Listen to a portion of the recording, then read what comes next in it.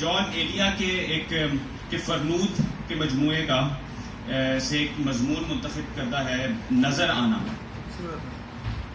اس کا میں آغاز کروں گا.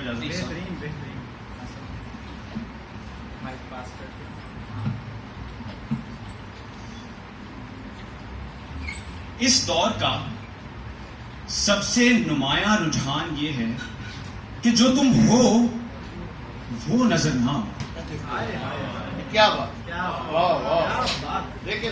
اس دور کا سب سے نمایاں رجحان یہ ہے کہ جو تم ہو وہ نظر نہ آؤ. یہ معاشرے کا دباؤ ہے جو ہمیں اس بے معنی اداکاری پر مجبور کرتا ہے. ہم باہر سے بہت ثابت و سالم اور حشاش بشاش نظر آتے ہیں، لیکن اندر سے ریزہ ریزہ اور اذیت زدہ ہوتے ہیں.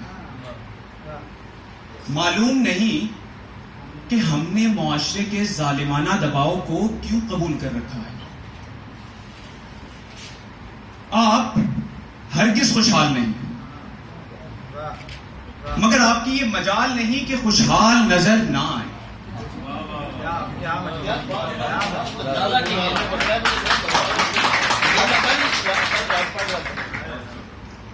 3 مہینے سے آپ نے گھر کا کرایہ ادا نہیں کیا، قرض پر آپ کا مدار ہے،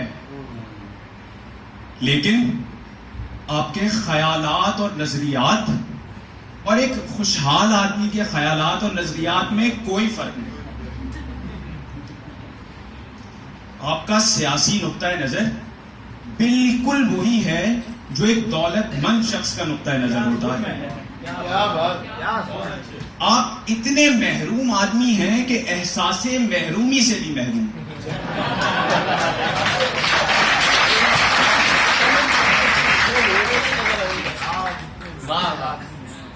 حقیقت حال سے اس درجہ انکار، ذات اور ذہن پر معاشرے کا اتنا دباؤ.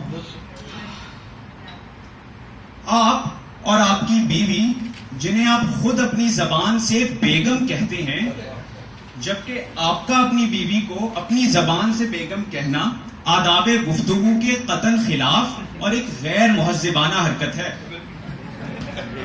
یہ دوسروں کا فرض ہے کہ وہ آپ کی بیوی کو بیگم کہہ کر بولیں.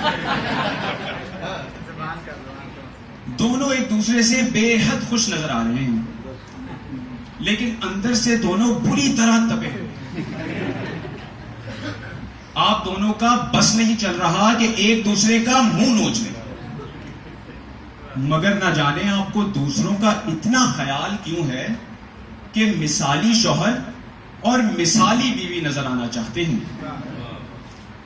سوال یہ ہے کہ مثالی شوہر اور مثالی بیوی نظر آنا آخر کس نظام اخلاق اور کس نظام تہذیب کی روح سے لازمی اور ضروری ہے، جبکہ معاملہ اس کے برعکس ہے. اگر آپ بالکل بجا طور پر اپنی بیگم کی چٹیاں کھینچ لیں اور وہ آپ کا گریبان، تو اس میں عیب کی کیا بات ہے؟ کیا قیامت آ جائے گی؟ مگر لوگ کیا کہیں گے؟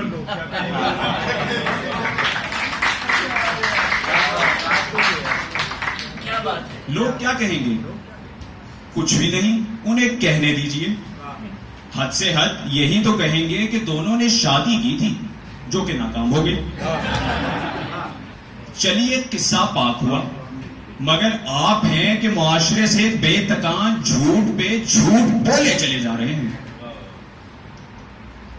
جناب، آپ کل سے جس بددلی اور بیزاری میں مبتلا ہیں، کیا اس کے ہوتے ہوئے آج آپ کو داڑھی بنانا زیب دیتا تھا؟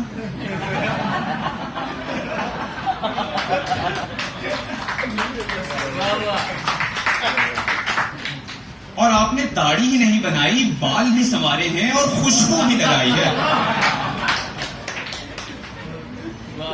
میری خواہش یہ ہے کہ یہ سب کچھ آپ نے اپنی خاطر اور اپنی بددلی اور بیزاری کو دور کرنے کے لیے کیا ہو، مگر میں جانتا ہوں کہ ایسا نہیں ہے، بلکہ آپ نے یہ سب کچھ لوگوں کے لحاظ میں کیا ہے تاکہ وہ آپ کو شائستہ اور نستعلیق آدمی سمجھیں. میں تو یہ جاننا چاہتا ہوں کہ اگر آپ بددل اور بیزار ہیں اور بددل اور بیزار نظر بھی آ رہے ہیں تو اس میں عیب کی کیا بات ہے؟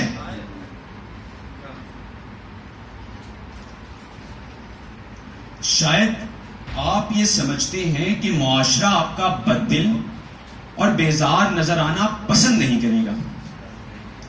یقیناً ایسا ہی ہے، اور جب ایسا ہی ہے تو اس بے حس اور ناہنجار معاشرے پر آپ لعنت کیوں نہیں بھیجتے جس نے آپ کو ایک اداکار بنا کر رکھ دیا؟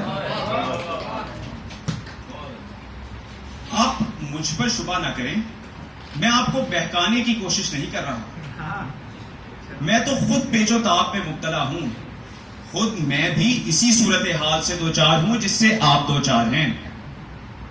بلکہ ہو سکتا ہے کہ میری کیفیت آپ سے زیادہ اذیت ناک ہو اور مجھ پہ آپ سے زیادہ دوگلا پن پایا جاتا ہو.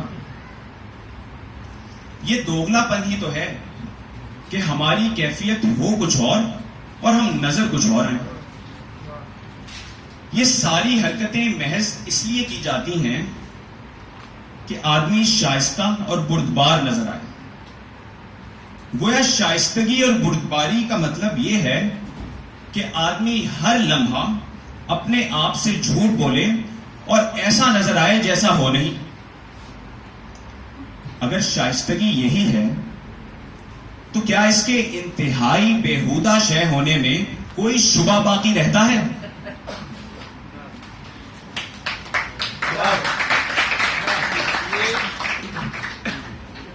میں شاید یہ کہنا چاہتا ہوں کہ اصل اور بے ساختہ آدمی کی اس معاشرے میں کوئی گنجائش نہیں.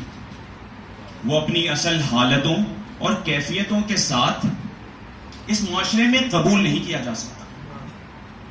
میرے خیال میں پہلے صورتحال اتنی شدید نہیں تھی، اور شائستگی کے فروغ کے ساتھ ساتھ بے ساختگی کے ساتھ زندگی گزارنے کا امکان بہت کم سے کم ہوتا جا رہا ہے. اب ہمارا فرض ہے کہ ہم معاشرے کی خاطر ویسے نظر آئیں جیسے ہو نہیں. وہی نظر آنا نظر آنا نظر آنا، لعنت ہے اس نظر.